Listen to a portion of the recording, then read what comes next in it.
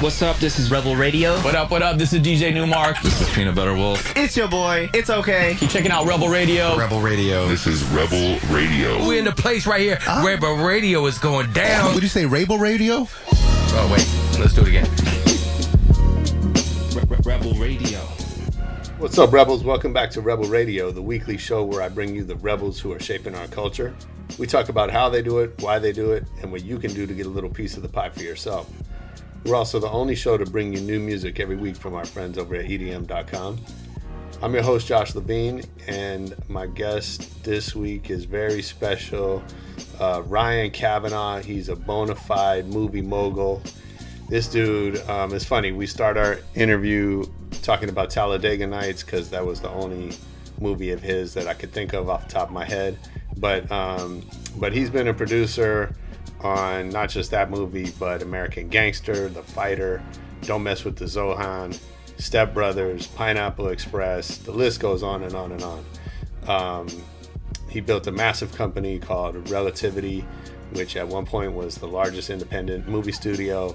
He also helped put the deal together for Disney to buy Marvel. There's a great story about that. That was before we had things like Iron Man and Black Panther in our lives. But he played a role in making Marvel what it is today.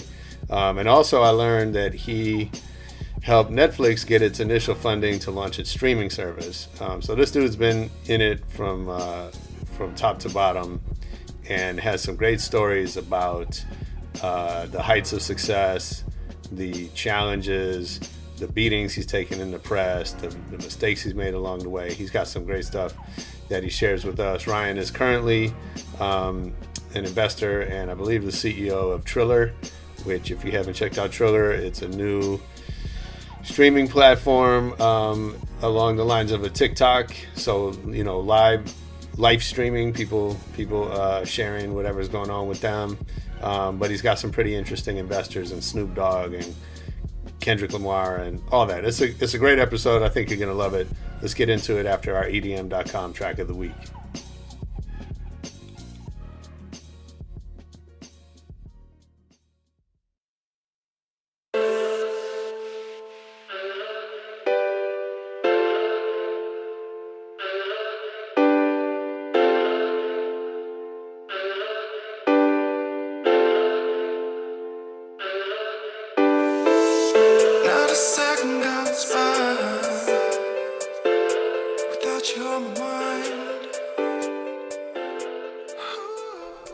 Yeah, that was Colonel with All the Time, the EDM.com track of the week. If you like that one, get over to EDM.com, check out more new music.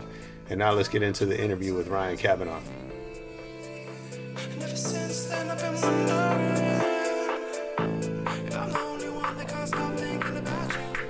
Nice. Well, I'm excited to talk to you. Obviously, you've made a lot of amazing films. Thank you. I don't want to read the whole list because it'll take up our entire time, but certainly, Talladega Nights is one of my favorite films. I watch it with my son. It was one of my favorite we made, actually. I bet. Yeah. And the list is obviously much bigger than that. And you also stood out to me as, you're a rebel. There's no question that the way you've approached the business and you've been outspoken about challenging the status quo and very different to, I think, a lot of your contemporaries. And I think, from the outside, it seems like that's paid off for you, and you've also paid the price for that. And there's... both true. Yeah, and that's kind of, part of the journey. So so let's talk about that and see what we can learn from you. Perfect. Before we get into how we got started, do you remember the first record you ever bought?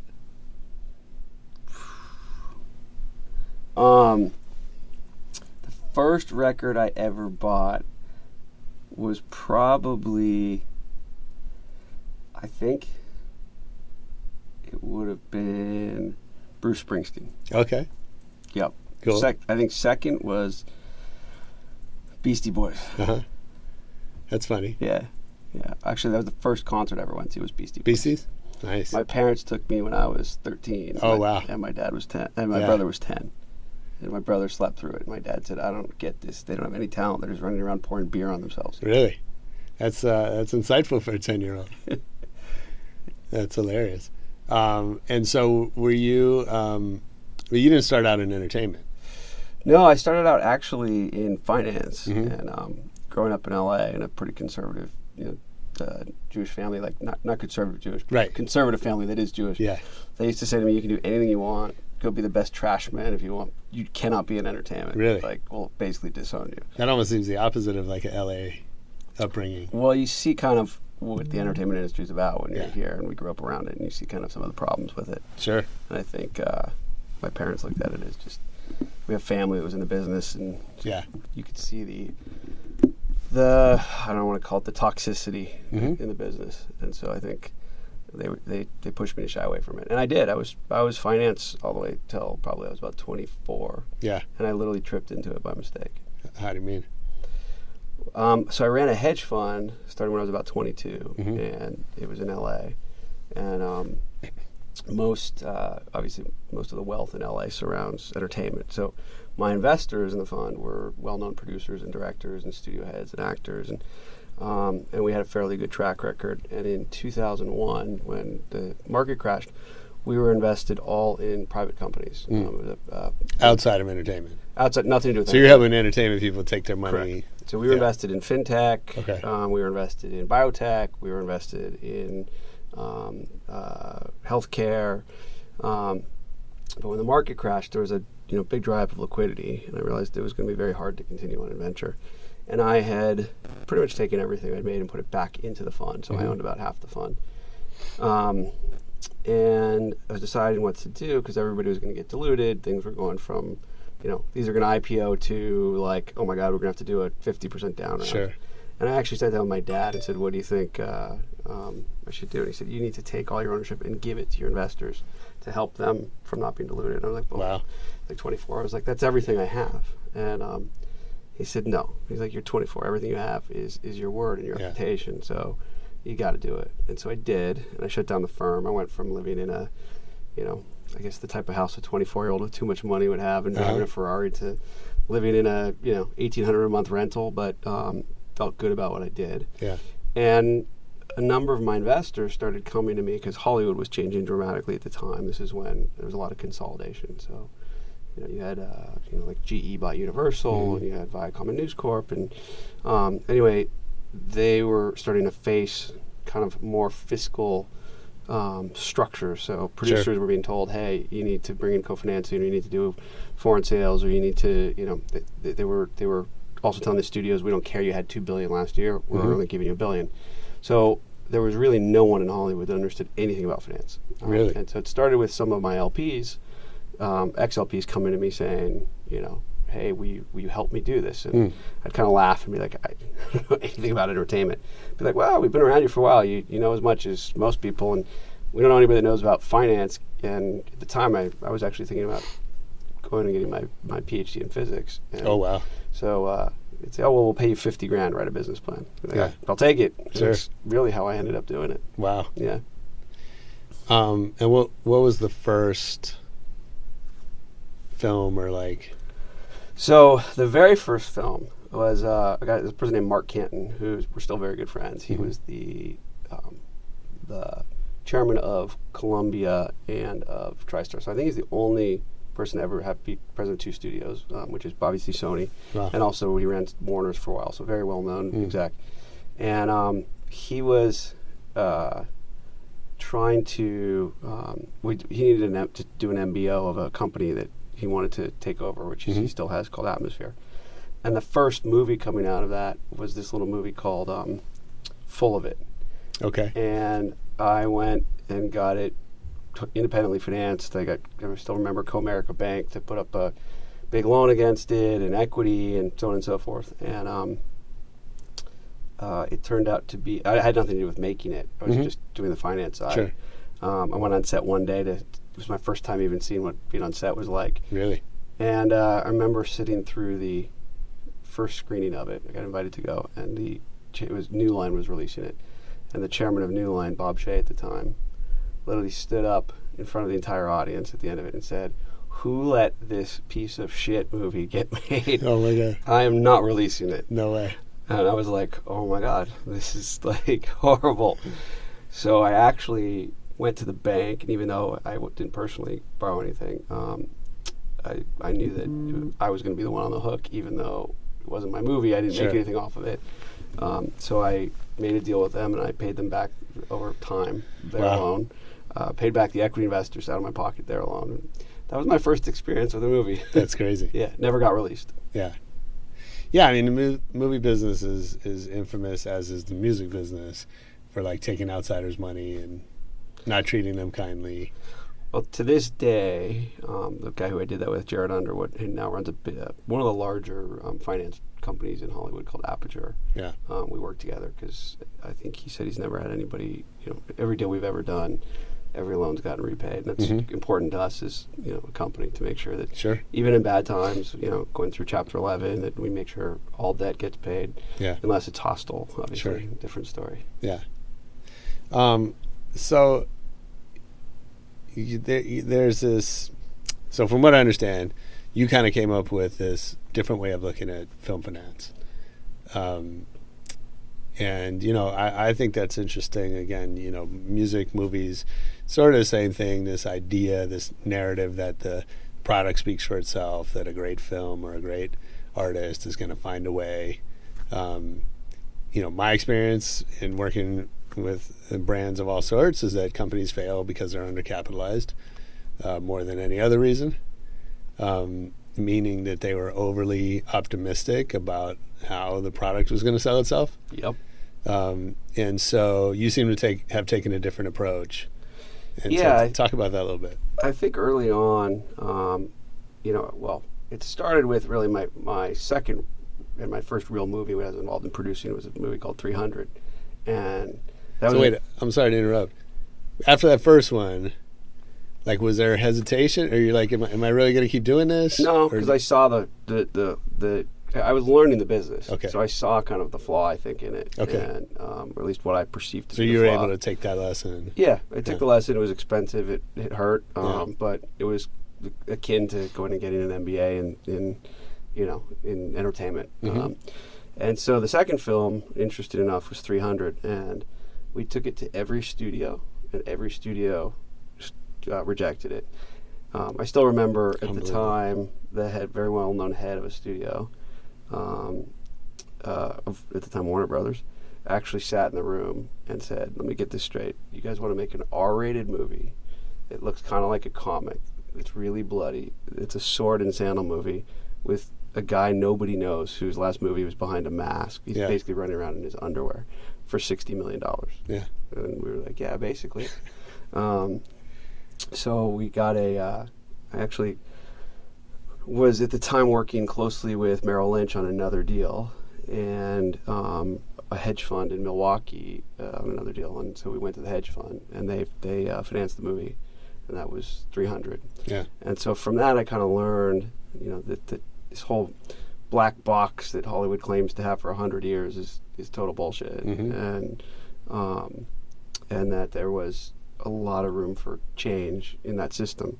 And the system was so close-knit because, a lot like the music business, if you don't have one of the 5 studios as a partner, you're basically not in the business. Right. So the 5 studios work closely with a couple of the agencies, work closely with a couple of management companies, and they keep, for the last 100 years, anybody out, and kind of create the illusion that there's this special system. And so that really led to really reanalyzing the business. And at the same time, a company called Marvel, which was relatively unknown, it was just come out of bankruptcy. And something called the Toy Company bought it out of bankruptcy. And it was a public entity, but pretty small. And they had licensed Spider-Man to Sony, and they licensed Hulk to Universal, and they licensed Daredevil to Daredevil and X-Men to Fox.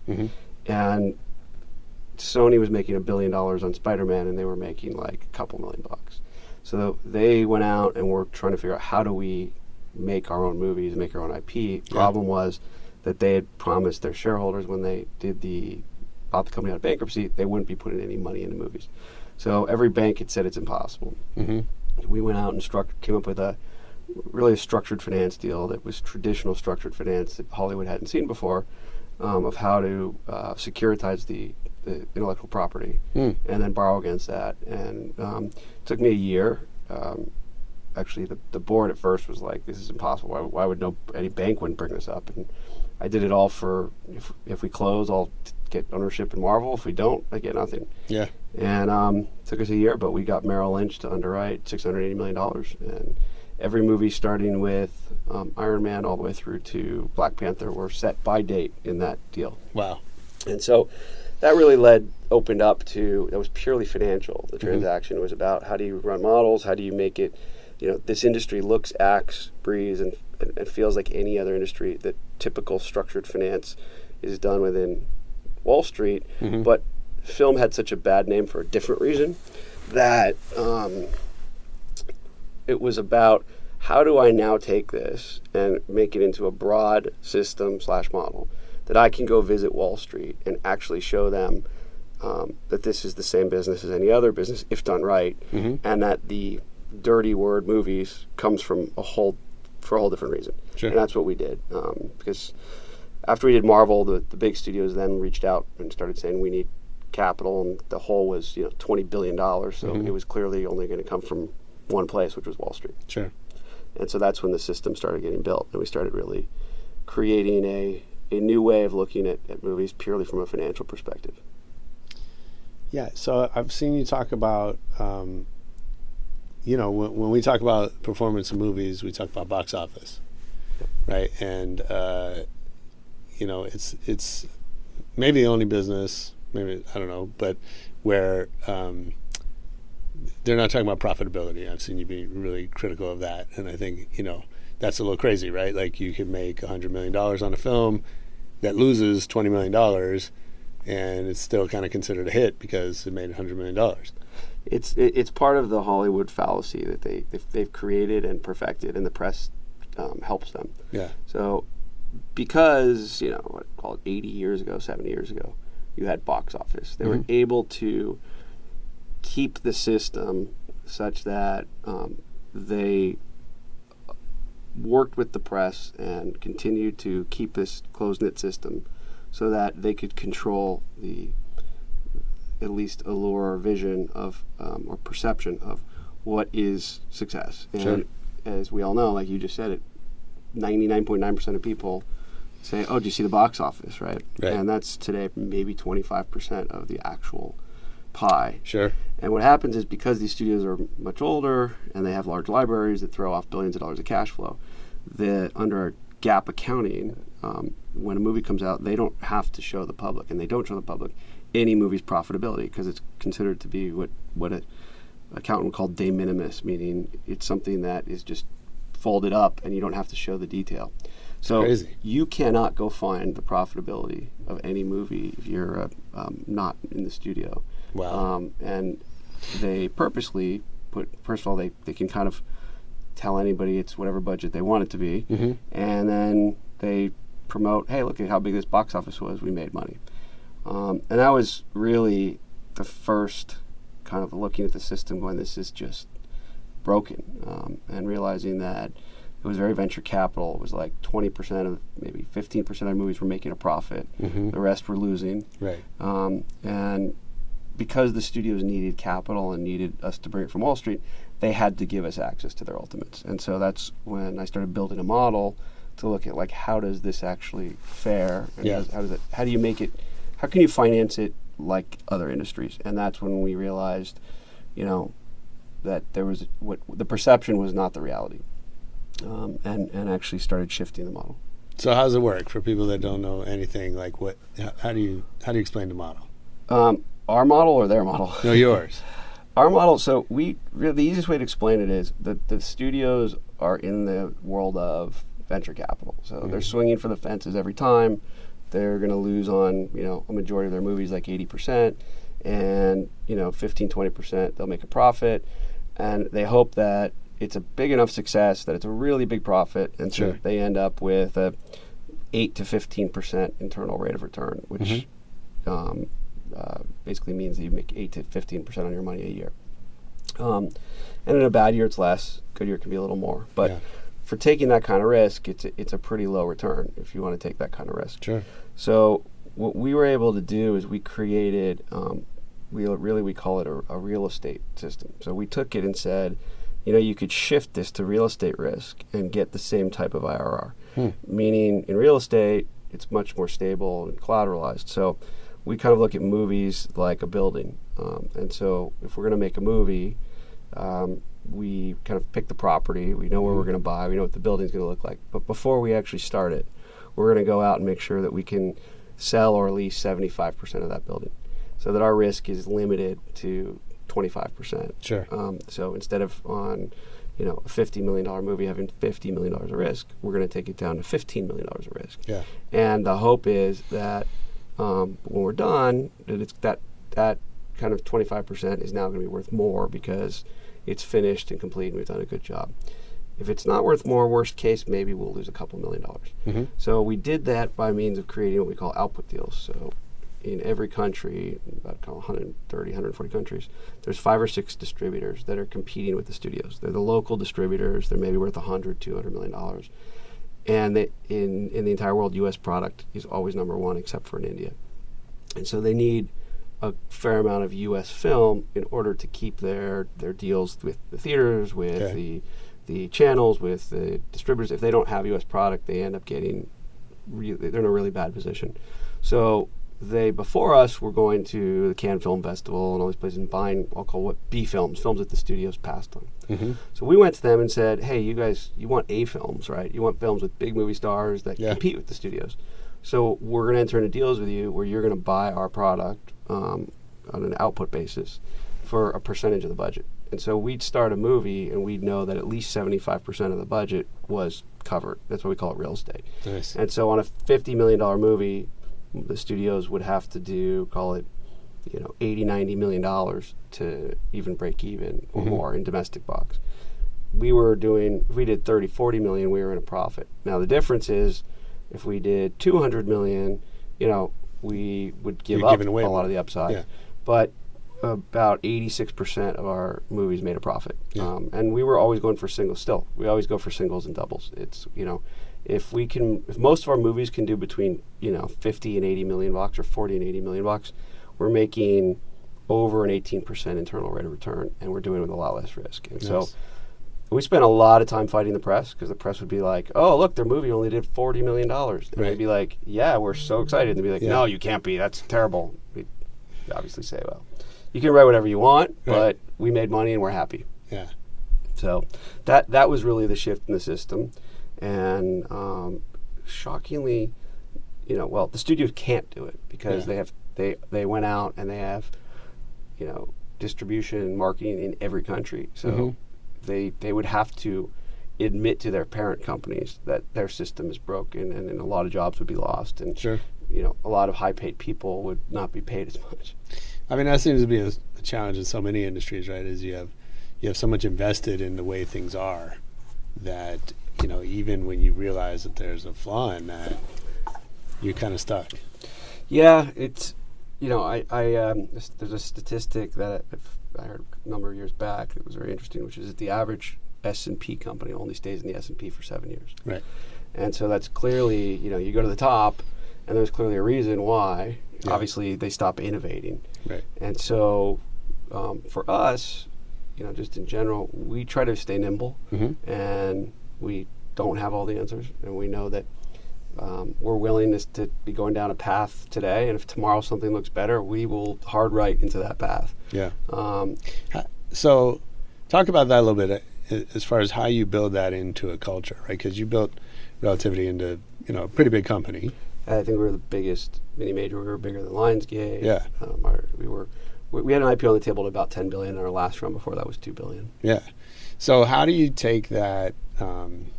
It's one thing to sit in a room by yourself or with a couple partners and go, we're going to be nimble. We're going to innovate, constantly challenge ourselves.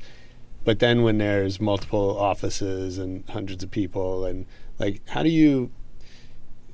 were you able to keep that spirit alive? So there's a couple things. One, the bigger you get, the harder it is. Yeah. And as we grew into, we like our sports agency. Obviously, we built to the second largest sports agency, and then that had its own board of directors and its own management team. Sure. So then getting over and continuing that culture, and effectively what is started as a company that was one office right next door to my office that then had its completely own floor. Yeah. It gets more and more difficult. Same thing with music.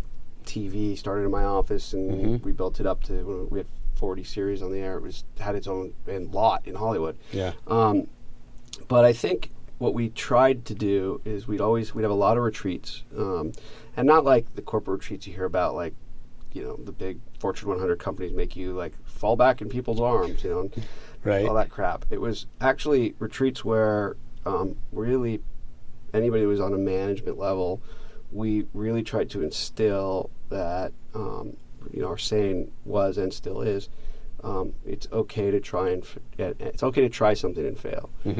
It's not okay to fail to try. And anybody that kind of fell into that very like corporate world, we would just generally try and part ways with them and just say that's doesn't fit into our culture. Yeah. It's hard because politics come into play a lot, and people don't want to upset the balance. And the people who have great ideas, if their boss, doesn't want them to have it, they get scared. So, it was also making sure that I had a lot of touch points with people, not just on a president level, but that people knew my office was open at any time. Yeah. I think that was a challenge. And the more you grow and the more you spin off different sectors, the harder that is. Yeah. But I think it's about picking the right managers. So going back to the Marvel deal and that kind of the beginning of the company, was there a moment when you realized you'd made it?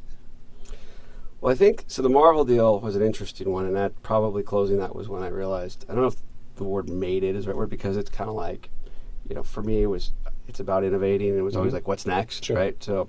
But closing Marvel was a really big deal because I sat in front of every banker you could possibly imagine and got laughed out of the room. Yeah. Where people would literally say, are you joking me? You think that Iron Man is going to be what Spider-Man is? I've never heard of Iron Man.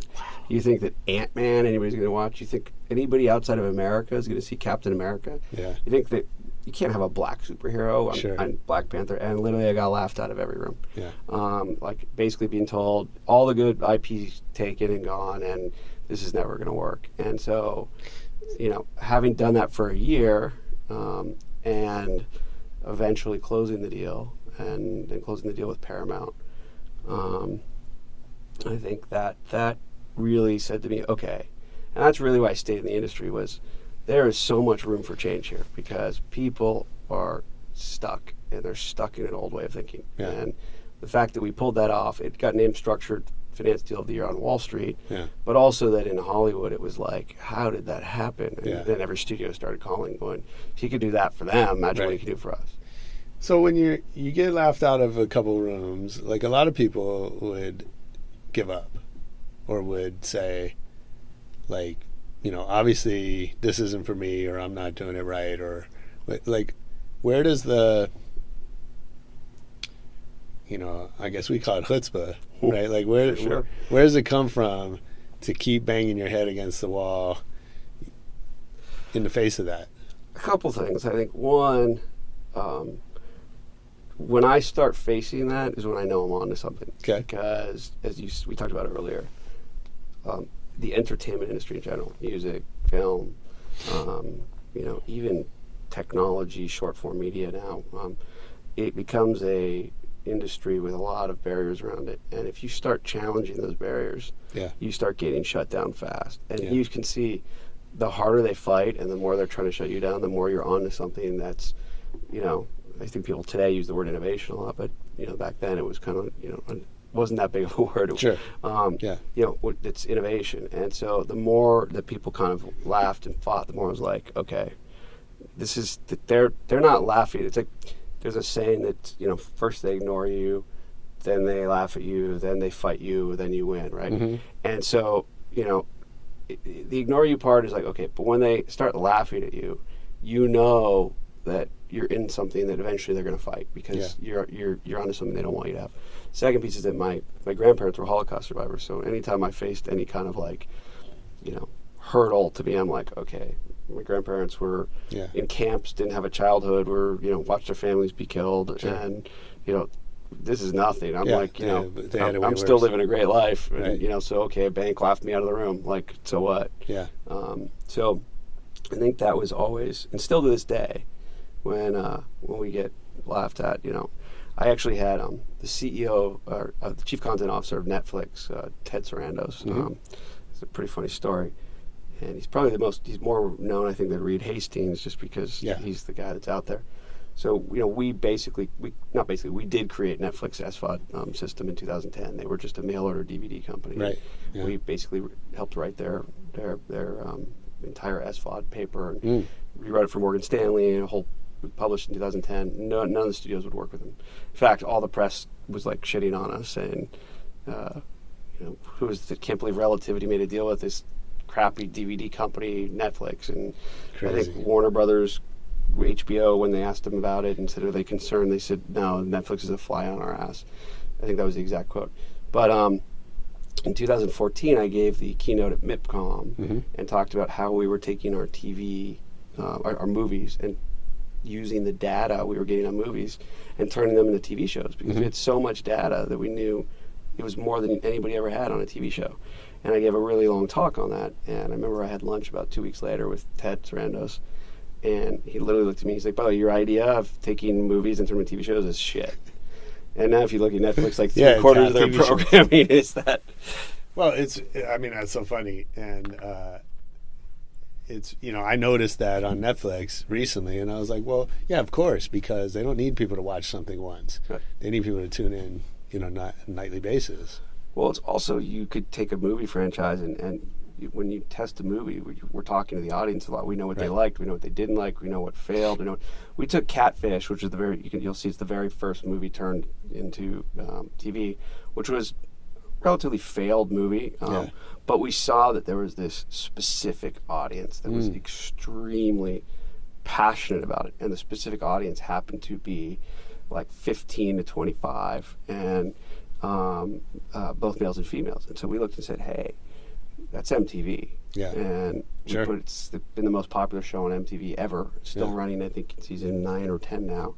And the word catfish has now become part of, like, social zeitgeist. And I think, so that became a pretty, to me, it was just easy. We took Limitless, turned it into a TV show on CBS that did very well. Yeah. And now I see it on, it's everywhere, and it's kind of funny. Sure. Same thing just happened, I think, yesterday. I saw Warner Brothers made an announcement, said, we're going to use AI, financial AI, to start deciding on movies. Like it was a big deal. Sure. And actually, I got an email from someone who worked for me, still works for me, at Relativity, and wrote, didn't we announce this 10 years ago? Yeah, of course. So, yeah. So all your contemporaries kind of missed this, right? Like, and like I said, they laughed at you, etc. They fought you. How did then 10 years later, however long, you become one of those guys. Yep. So, and you get pitched a lot of bad ideas. Yep. How do you avoid the same mistake they were making? Well, it's interesting because I started to make the same mistake. Yeah. I thought I wasn't. Right. And I thought I was being much more open. But, there's a lot of there was a lot of good things that we were doing. I think that we were looking forward, and we were always trying to innovate and always trying to change. But we set up our own system, and then it's like, okay, we have to, work within the system. Yeah. And I think that when we got to a certain size, like we were, eye on the prize, which was, get the company public. And I actually got very defocused from what I love to do, which was, how do we keep changing and innovating? Right. And got stuck. Yeah, public companies aren't. Yeah. They're not really set up for that. No, I was traveling 278 days a year, yeah. And I was sitting in, mostly, suits and boardrooms with hedge funds and investment funds, talking banks, talking about our IPOs and financing structures, and kind of other people were running the company. So as much as I would be pitching in the room, this is what we stand for, when you kind of leave the structure, which I was doing because I was off focusing on that, it starts to get very complacent, I guess is the word. Yeah. And so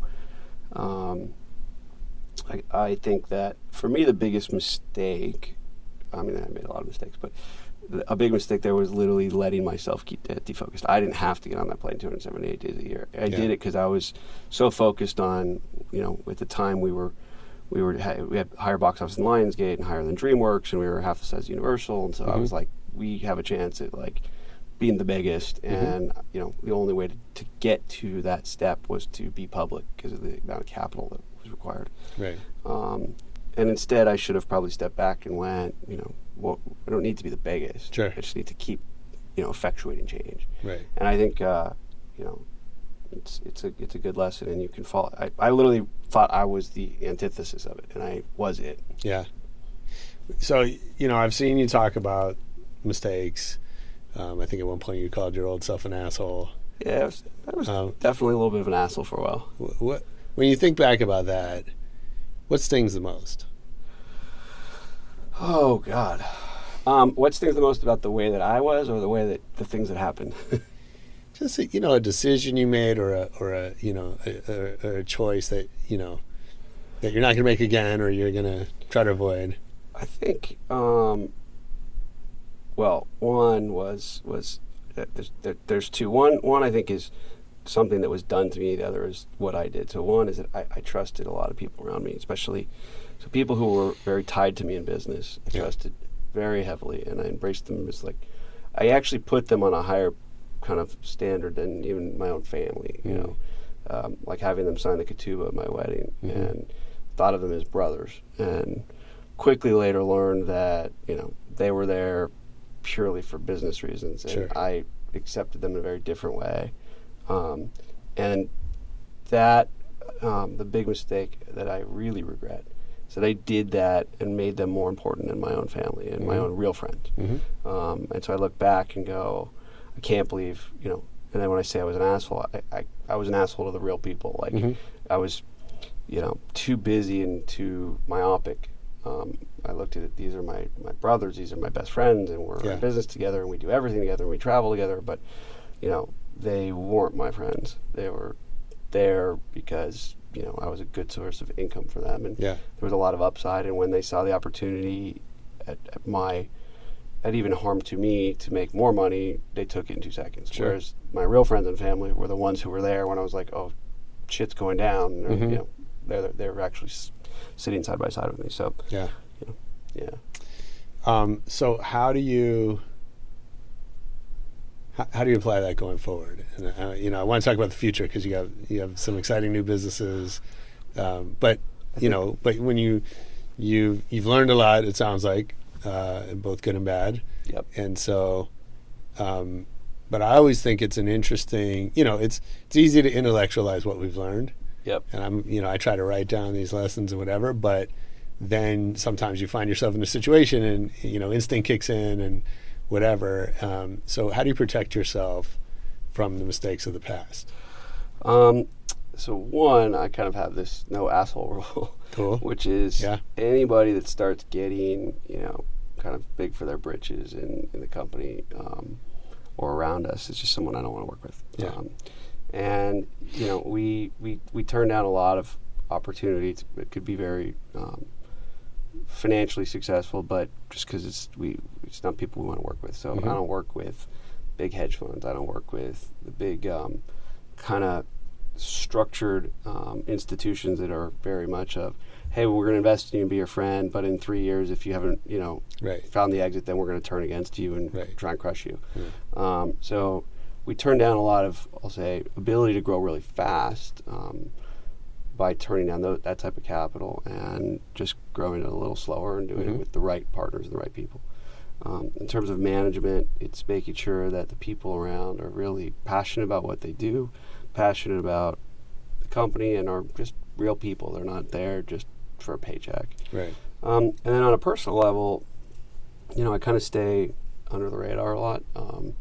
Obviously doing this podcast, but I don't really do much media. I think back in the Relativity days, it was like weekly. There was some kind of front cover or interview or Bloomberg or CNBC or whatever. And I've learned that's just for me not a life I want. So I kind of just stay focused on what we want to build, and we build it slower. So tell me why. Like, talk about, because we can Google you and there's tons of interviews and red carpets and all that pops up, and I'm sure there's sounds like there's both upside and downside to that. Yeah. But so in terms of where you're at now, kind of how do you think about your public image and I hate to use the word like personal brand, but where are you at now with that? Well, I think one of the things that happened with Relativity is because when it started, it was Ryan Kavanaugh's Relativity, and then when it grew, it was Ryan Kavanaugh's Relativity. Wasn't really another studio that I know of that had a person tied to it so much. And so I think on the way up, it was like the press and people around had the ability to attach a face to success of a company. Yeah. So that was good.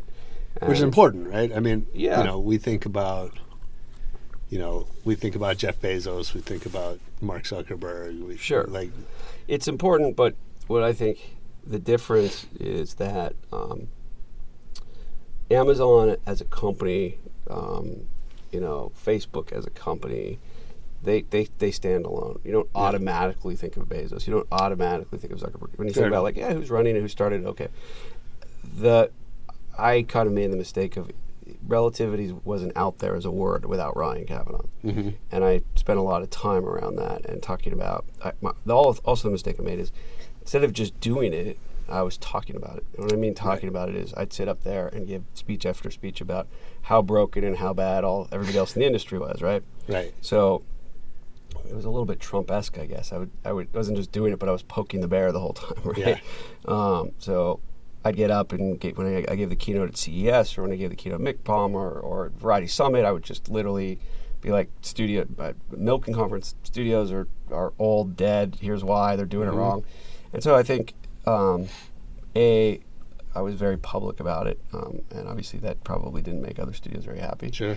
And B, I was kind of just putting myself out there, so as we were growing, it was great. Like, oh yeah, Ryan Kavanaugh's Relativity did this, they broke this, they did that, they now have the largest sports agency and largest television, and both. But when we had a hostile takeover attempt, it was very easy. I effectively handed very powerful hedge funds with unlimited budgets. Yeah. When they wanted to attack, I handed them the formula to attack, which is there's no relativity without Ryan Kavanaugh's name. So you can go out and create a slander campaign or a press campaign, if you will. And you could pay, it's very easy to go pay a firm. They paid this firm, Rubenstein. For them, a couple $100,000 a month is nothing. Yeah. And go use your relationships to just get as much negative publicity out there about Ryan Kavanaugh, because Ryan Kavanaugh's Relativity. Sure. It wouldn't have worked if I had let Relativity stand alone. Yeah. So going forward, the businesses, I don't really put my name on them. I mean, I'll talk about them that I'm involved, but you won't see, Ryan Kavanaugh's Triller or Ryan Kavanaugh's Entertainment Stock Exchange. It's just the Entertainment Stock Exchange, Triller, and people know that I'm the founder, probably, or principal, but it's not. Press we do isn't like that's not the headline. Mm-hmm. It was always the headline before that Ryan Kavanaugh's Relativity. Sure. So now having kids, my hope is that by the time they're on the internet, there's not much to find on me. It's just kind of like, funny. He's a businessman. I don't know if we'll have an internet by then. Yeah, right. That's so funny. So yeah, let's talk about Triller, and I want to talk about some of the new stuff you're doing. But sure. I guess my first question is what are you taking in terms of lessons from the entertainment business as you move into tech and some of the other stuff?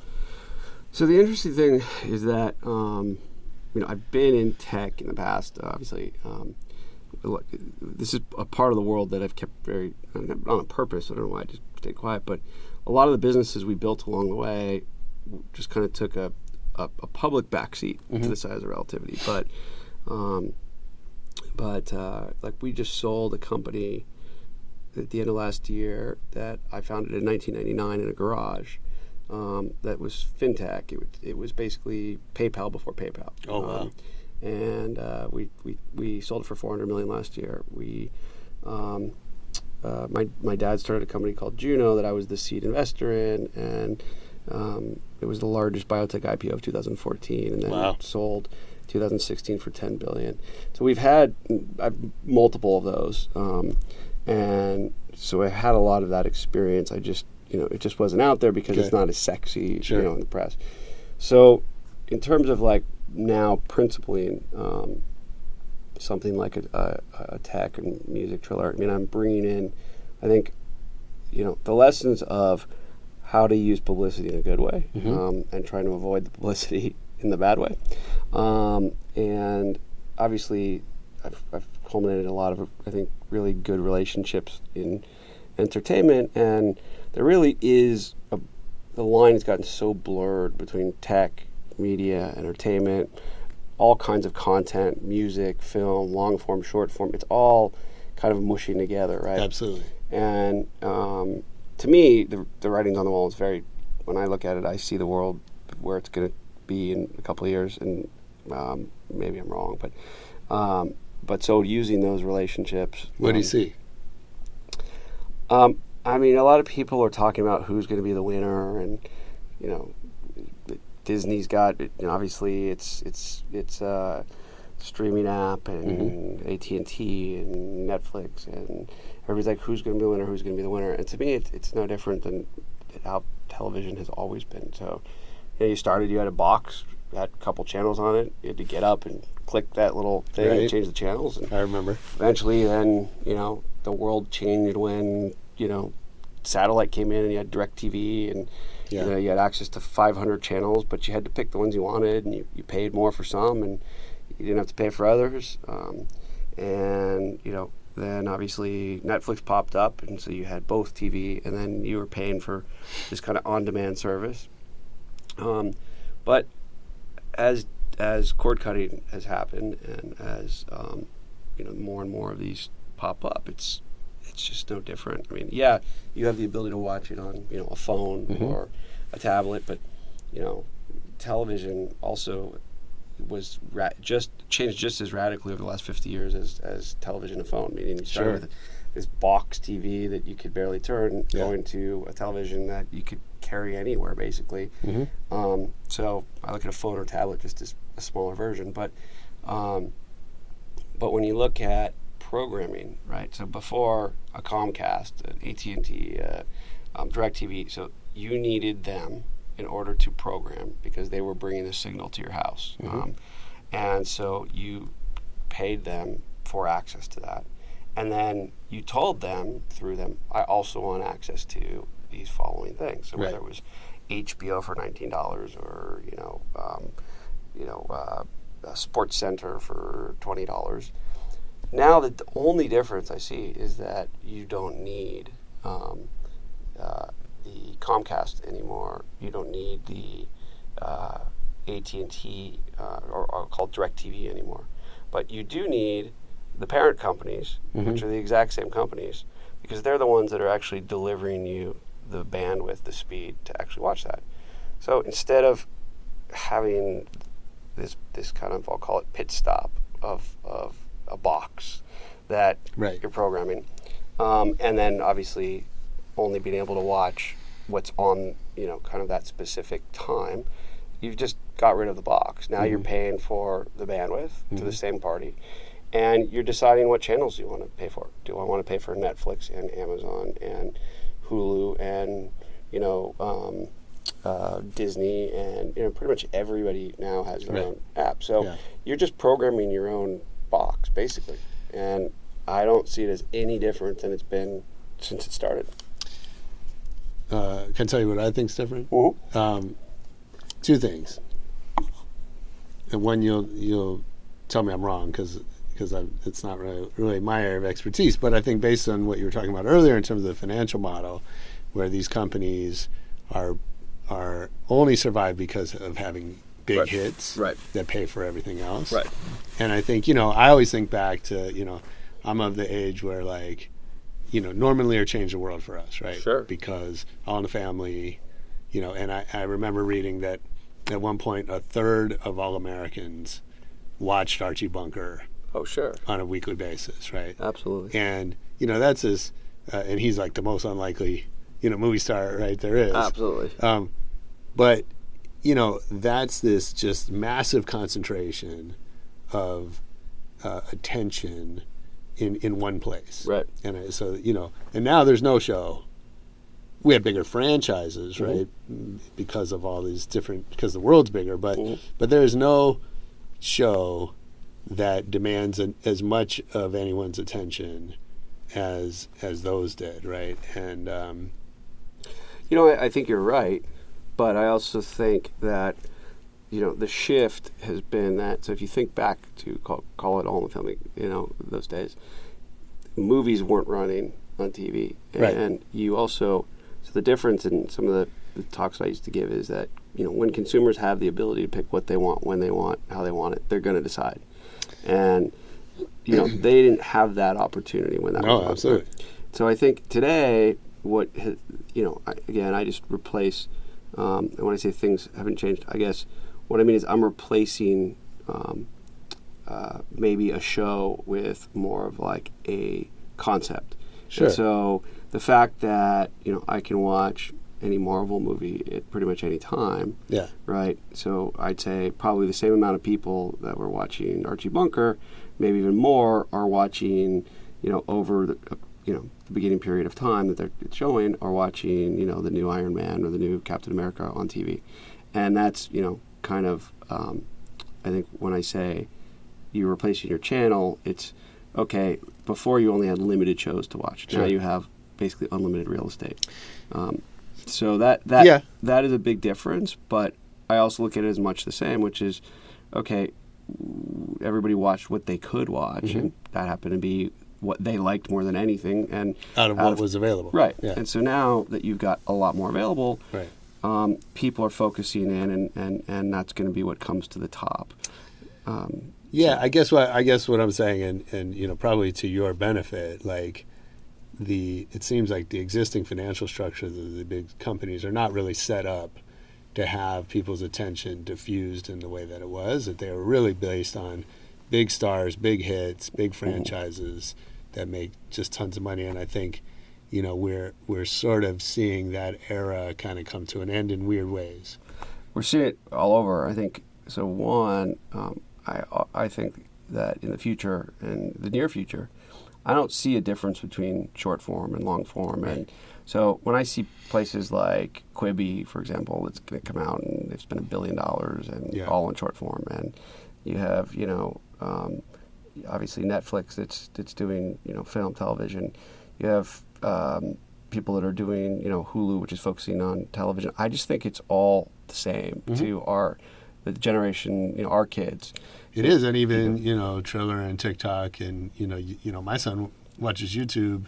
Yeah, I mean, I use YouTube, but he doesn't think of it as any different from TV. No, it's the same thing. He watches it on the TV, or my son does the same thing. Yeah. He'll say, "I want to watch Ryan's Toys." Like to him, that's no different than absolutely than I want to watch Spider-Man.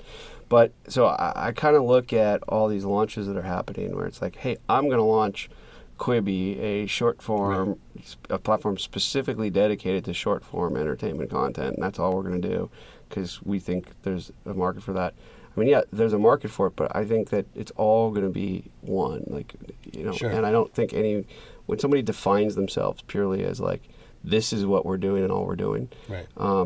That's where I kind of feel like they're making a mistake. So, like Quibi, I think, great, they can start with short form content, and I'm sure, anything Jeffrey does is successful, so I'm sure it'll be successful. But at the same time, it's like, if you want to start a new platform and start with that and making it your kind of way to start building it, fine, say that's what you're doing. But I just kind of see that It's all going to be one and the same, and it's all going to be programmed from the same place. And you're going to kind of pick your channels. So here's my short form channels, here's my long form channels. Sure. And, you know, I think Roku probably is the group that has it most right, more than anybody. And I actually used to say that back in every speech I gave 2012, 13, back when they were, you know, $500, $400, $300 million company. Nobody even had heard of them. And they haven't veered from their business model, which is great. So the other thing I think is a big challenge, and this is not, I don't have any science to back it up other than the studies I've read about just sort of too much choice, right? You know, I feel like, in just my own experience, right, like there's more good TV / movies, like there's more good stuff on my screen than I will ever have time to watch. And it's sort of less satisfying. Like we start shows that we enjoy and we just give them up, Right. Because something else comes along. And I think you're less satisfied because you're less invested in those. And I always use the example, people have heard me say it on this show, like everyone was worried about who shot JR. Right. Right? Like, and now, I feel like if it happened now, like by the time, I mean, forget about this summer, you know, off, right? But half the people would just not care because they're on to something else. Yeah, I agree with that. I think, you know, there's definitely a lot of content, and content has become much more commoditized. It's just like, you know, and frankly, the one place I disagree is I think there's a lot of shitty content.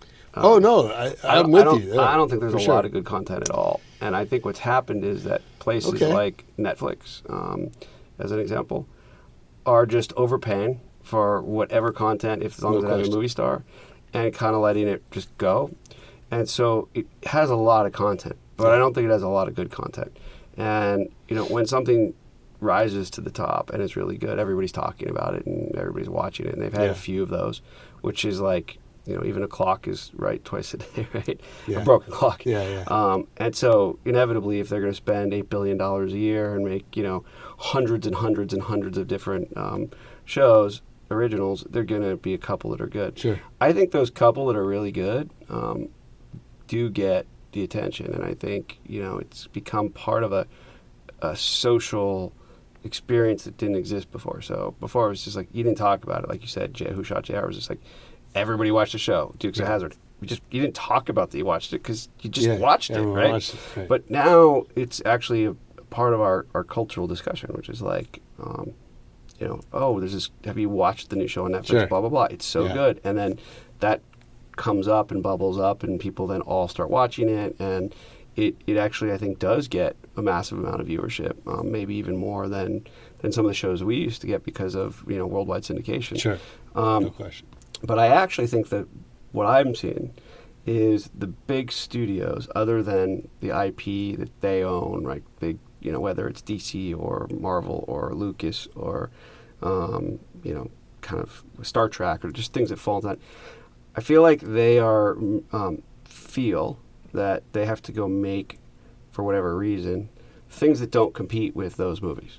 So it's just a proven statistical fact that anybody in the finance world could look at, which is that movies that are thriller, horror, broad comedy, fantasy / kind of like superhero, and broad romance, like not depressing romance, are the movies that work, right? You start getting into dramas and even musicals, which I know have had some success this, you know, last year. And, Sure. You know, foreign language and, you know, kind of weird offbeat movies. People don't want to see those. Like there's a limited group of people that want to see them, but people don't want to see them. I'll call them the Academy Award movies, right? And so for some reason, what's happened to the studios is that they're putting out, you know, let's say they have 30 slots. They always maximize their slots. Now they're only putting out like 20 movies, 15 movies, half what they did before. 10 or 8 of them, of which are their big franchise movies. And then they go put out 8 or 10, and they're in that category of like those weird kind of dramas, offbeat things that they're not good. Right. You know, and when I say they're not good, they might be beautifully made, and they might be art, which, you know, might get award attention. Right. But the average consumer is not, because there is so much content, is not going to go to the theater to see it. And part of the just time-proven test is and you can see it with Netflix's and everybody's attempts to do these big movies. If you don't have a big theatrical release, it does get lost. Meaning, what word of mouth on a Marvel movie or on the new Star Wars or on, The Joker, for example, from theatrical leads to a lot of success in downstream, and it's formulaic. I can actually write a formula to show that, and it's not like a guess. This is like a proven formula. When the studios kind of looked, I think, and went, oh well, we're not going to go put out a lot of these, more action movies, and we're just going to kind of stick to making our big movies and then making these other movies. It's not getting the buzz because they're not movies that people are going to run out to see in the box office. So then you go, oh well, streaming is killing box office, and I actually don't think that's true. I think if you look at Netflix, well, they said TV was going to kill box office, right? They said the DVD was going to kill, but absolutely. I think what's happened is Netflix has tried to go do $100 million, $200 million movies, and they got no attention. None. They came and went, right? I don't even remember the name of one. I don't know if you can, but I cannot think of one. And I know they probably made 10 movies over, maybe 20, over 100 something million that they didn't put out theatrically, right? And so I think that people are just losing focus. They're so scared and trying to chase Netflix because people in this industry follow. Of course. That they're not going, wait a minute, if I just put out good movies in the theater, people will go, and then the rest of the revenues will follow.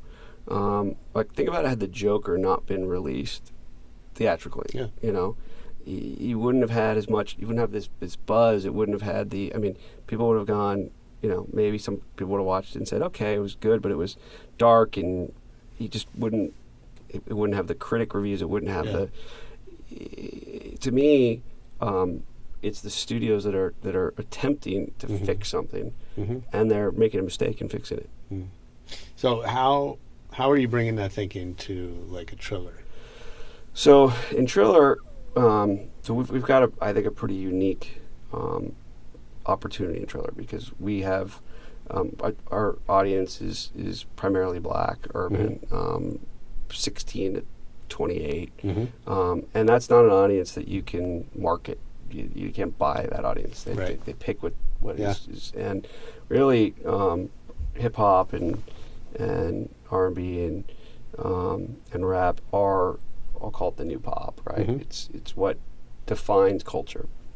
So we got lucky in that what the platform was set up for was to give the hip hop, R&B, rap world a place to have a voice and a place to, outside of just, hey, I'm going to download music, to put that voice out there. And kind of we created what we call social streaming, which is really our mantra, where people can use their voice to kind of promote what they feel they want to hear and see. So it's a two-way street between artist and listener. I think that for us, once again, we don't want to box ourselves in and just say this is all we are. So we've got a lot of plans, most of which I can't talk about. Of course. But we really see an opportunity to, very similarly in the music business to the movie business. Everybody's kind of in this box and thinks in a very specific way, and we see an opportunity to change that. And we also see a convergence of music and I'll call it screened entertainment, short form, long form. That is underexploited, and so we have a lot of plans to grow Triller, I think, into a lot more than just a music social streaming platform, but also I think a place where all of those things can converge: long form, short form, branding content, and yet do it where it keeps the natural voice, given that we've kind of luckily been selected as the platform. We didn't. Sure. You can't. You really can't. I can't say that. We went and targeted that and it happened. It's because we gave a very real, very raw platform. I think we were very fortunate that we've been now kind of selected as the go-to platform. I think after today we'll have 12 of the top 12 streaming artists in the world as partners and investors in the company. Nice. It's really them and the fans that built it, not us. We gave them the tools, right? But they used those tools to really, I think, give something that the industry was missing, which was, there's places you can listen to music, there's places you can download music, there's places that you can, like TikTok, where you can maybe make a little short video with music. There's not a lot of places where you can, an artist can actually go make their music, using their music, make some form of art that's visual, and in the process also have it count towards their own streaming, which obviously is how their lifeblood. And so by getting more people involved, it really, everybody wins. We call it a perfect 360. The labels win, the publishers win, the artists win, the audience wins, and we think the more that grows, the more this starts applying to even longer form content and other content. So, as a guy in his 40s who has always worked in youth culture, people ask me kind of how do you stay in touch? How do you stay connected to what's happening? I spent, as I said, a lot of years working in esports and bringing opportunities to brands and just seeing them not get it at all, right? And you could show them the numbers. I know you worked in esports.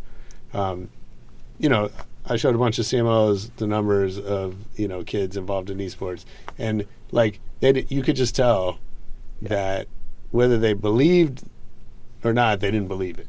For sure. Do you know what I mean? So I guess my question is, what keeps you from looking at something like a Triller and just not getting it? So one, I try to surround myself with people smarter than me all the time. And younger. Same here. That's important. In my head, I still think I'm 20. Although it gets easier to find younger people. It does. Well, in my head, I think I'm 24 still, but I'm 44. So 45. I just turned 45. Oh, nice. So, that's one. Two is, I learned my lesson really early on, because even when I was, I don't know how old I was, maybe 32, and I remember when I was reading the paper, or actually before I was reading the paper, someone mentioned to me and said, there's this thing with esports. I'm like, what's esports? It's like people playing video games. And I'm like, people watch people playing video games. Like, and they pay to go in. And I'm like, I sloughed it off of me. I was like, that's just ridiculous. Next day, I read a lot, so I pretty much try to read everything. Like, when I say everything, I mean, don't sleep much, so I just read lots and lots and lots of anything that's relevant. And so I was reading the next morning, or not the next week, and there was this big article in the LA Times about how a stadium had sold out 50,000 seats for esports. So I called that guy back in my office and said, tell me more about that. And so I kind of learned early on the lesson that, like, just because I think it sounds like ridiculous and I can't understand it, I'm not the tastemaker anymore. I mean, I guess when I started the company in my 20s, I was in that world. Sure. But today, I'm not. Like, it's the 18 and 25-year-olds that are making the culture relevant. And so it's just making sure that when I hear an idea, I'm not like, oh, that just doesn't make sense. It's more saying, okay, who can help me make sense of it? Right. And that's kind of with Triller. What I did is we looked at it and looked at what was happening, and it was like, okay, I don't understand short form that much because it's not a world I grew up with, right? And I don't consume short form. But I know that kids are consuming short form like crazy, and this seems to be a unique form of that. Let me go bring some people that I really trust in to talk about it and see if we can take this and there's a model for us to integrate into what we're doing. And I think I also try to read what the kids are reading, meaning like, the little sound bites that they're getting. We know that 18 and 25-year-olds don't read a lot of news, but they get a lot of information thrown at them. So I try to put myself and say, what information has been thrown at them? So what's relevant to them? And I think that's really, it's key. And it's hard to do sometimes, because sometimes you'll hear something, just go, that is just so ridiculous. But then I remember thinking back, going back to what we first talked about, the Beastie Boys concert where my dad's like, these are not musicians. They have no talent. They're just running around pouring beer. And of course, Beastie Boys being one of the highest selling artists of all time. So, it just, you got to just remember that we're not the audience. We're not selling to ourselves. And I think CMOs forget that. Absolutely. I think that's the biggest challenge of being a marketer, is that you want to market to yourself. It's human nature. Yeah. You're thinking about what do you like, right? I see CMOs like you do all day long, and you tell them, this is where you should be, and they don't understand it, so they just. I think I've had a lot of debates with CMOs of just like, this is what you should be doing. Yeah. So, yeah, I agree. What are you most excited about next? Well, we've got some really big things coming out for Triller. We will have one thing I can't say is we will be rolling out a lot of new features and a whole new experience on it in the next 45 to 60 days. And I Cool. think we're really excited about that. And we've taken a lot of what we've seen the audience wants and giving them a lot more tools to do that with. Yeah. We have some really unique things from the music world happening on Triller. There's some brands that we haven't talked about that we own that we'll start rolling out on Triller, and that'll become big known media brands. Nice. And so I think we're going to be starting, unlike others have done, where they take their big long form, create their big Marvel movies, and then go spin off. We're actually going to start building using big brand names, short form content first, that then spins out into long form content using both Triller and very big brand names. Nice. And then we're launching something called the Entertainment Stock Exchange, which we talked about a little bit. We announced like maybe a couple months ago, and we'll have our first big studio movie on that, where we'll literally be IPOing a movie. And I think that'll be coming in the next 2 months. So fans can buy a piece of shares, ownership in the movie. literally shares in the movie. Yeah. It's not crypto. It's not. It's just straight. You get a stock certificate, and you'll own a piece of the success or failure of that movie. Brilliant. And I think that we've been working on that for a couple of years. It'll be a fully regulated, financial product. Yeah. And no different than buying stock in Tesla, except you're buying stock in the next movie, and we think that it's going to become. We think it'll create a paradigm shift in the movie business. Yeah, I'd imagine. And so we're really excited about that. Sounds amazing. Yeah, it's pretty fun. It's been a big uphill battle, and talk about like shifting right and left and gears and exchanges and this, and whether we're going to use Regulation A or direct listings or that was a process of just like getting on a freeway and saying, okay, get off on that exit. No, get back on. Yeah. But that's coming now. That's basically it's done, and it's in beta. Interesting. Can't wait to see. Yeah, it's exciting. It's Nice. exciting. Well, I have a little lightning round before I let you get out of here. I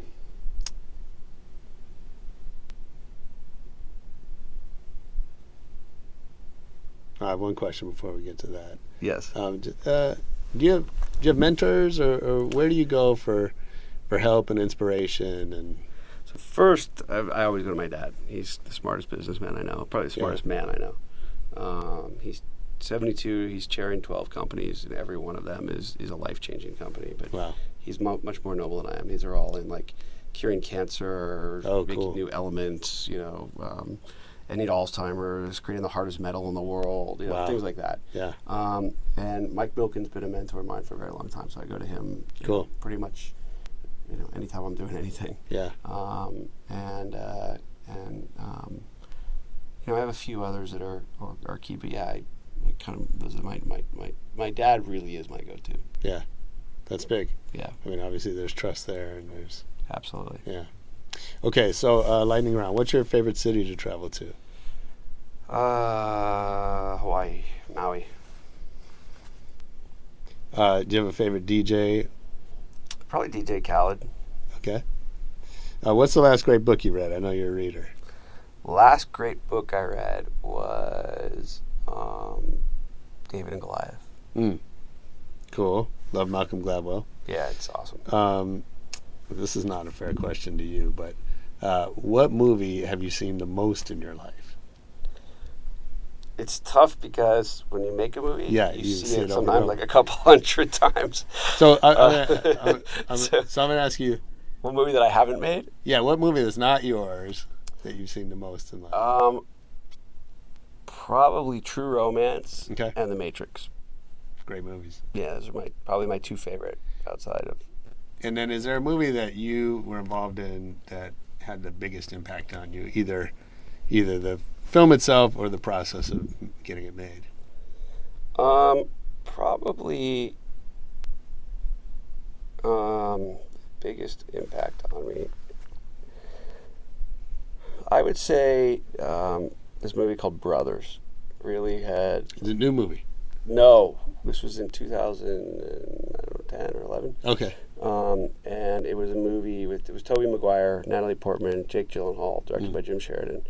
And that and Fighter were probably the two that had the most impact, and that I remember. So Brothers was it was a script that was in turnaround that I read, and I used to always say, I'm never going to get emotional about a movie. And I just read it, and it was like, I was crying by the end of the script. And I had just seen In America, and so I got on the phone, and I said, I need to find Jim Sheridan. I never met him before. He directed In America.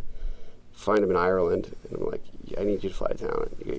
You got to direct this movie. And then the process of just how we got Jake and how we got Natalie, and the making of the movie and re-editing, it took us years, and it was just a really powerful movie experience for me. And then Fighter, similarly, actually this is kind of a funny story. So Fighter was in turnaround from Paramount. We got it, read the script, and we're like, this is really dark. So David O. Russell hadn't worked in about 8 years because he was in what you call director's jail because of what had happened on Huckabee. So he had just such a good take on it. We were like, all right, we don't care what the industry thinks. He's the guy that's doing this. Yeah. But we also said you've got I forgot what it was, 28 days to rewrite the script because we want modern day Rocky. And so we sat down and really rewrote the script. And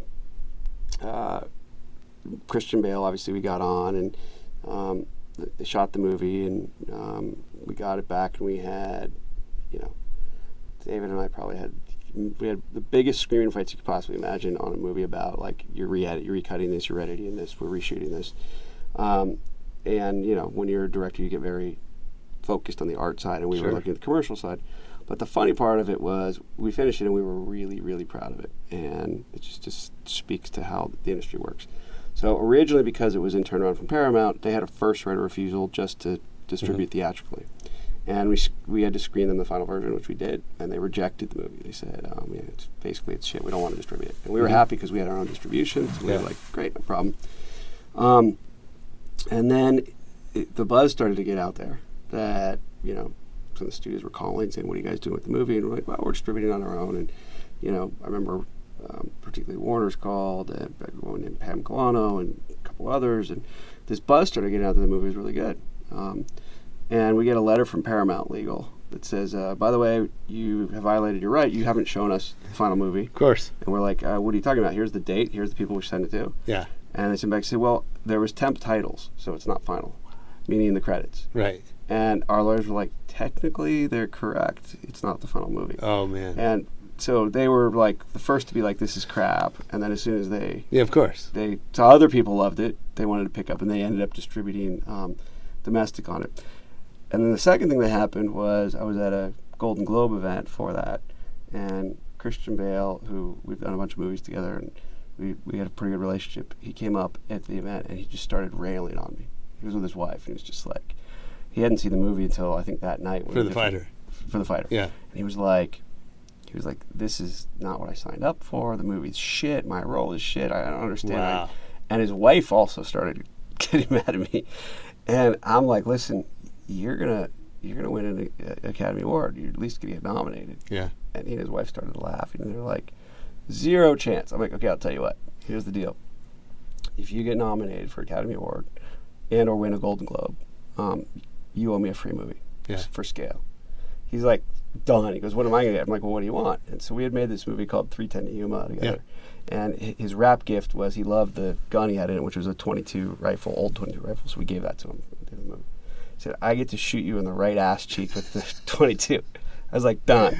Oh, wow. And so he ended up winning, of course. But it just shows you, like, how nobody knows. Yeah. And those were just great experiences that I'll never forget. That's amazing. Yeah. Okay. What style of yours are you glad is not on social media? What style of mine? From your past. You mean like what I wore? Mm-hmm. Oh God, I had like when I was like 14 or 15, I think I had like a don't know if you call it I was a musician, so I had like a goth rocker, like I wore all black and John Lennon shades and dyed my hair black and had like a spiky belt and long black hair. And, Sure. I think I looked a little bit like Trent Reznor or something. That's amazing. Yeah, we're glad to have those things behind us, for sure. I'm so glad we didn't have social media then. If you could wake up tomorrow having gained any quality or ability, what would it be? Any quality or ability. Wow. The ability to heal. That's big. So if I worked for you, what's something I would hear you say over and over? Is it done yet? Yeah, I get that. Nice. Yeah. Dude, thanks for doing this, man. It was so much fun. I had a blast. Thanks Appreciate for good the questions conversation. and fun talking. And let me know if you ever want me back. Yeah, absolutely. Love to. Let's stay in touch too. Let's I'd just love to have you back and tell us how it all. unfolds. Yeah. Yeah. Let's do it. For sure. You got to come over and see Triller. Yeah. Check it out one day. Love to. Yeah, that was Ryan Kavanaugh on Rebel Radio. I hope you enjoyed it. I know I did. I'd love to hear your thoughts, questions, ideas for other guests. Anything you want to say to me, you can reach us online. Rebel Radio Net. We're on Twitter. We're on Facebook. We have videos of a lot of our episodes up on YouTube. And most importantly, come back next week for more Rebel Radio. Peace.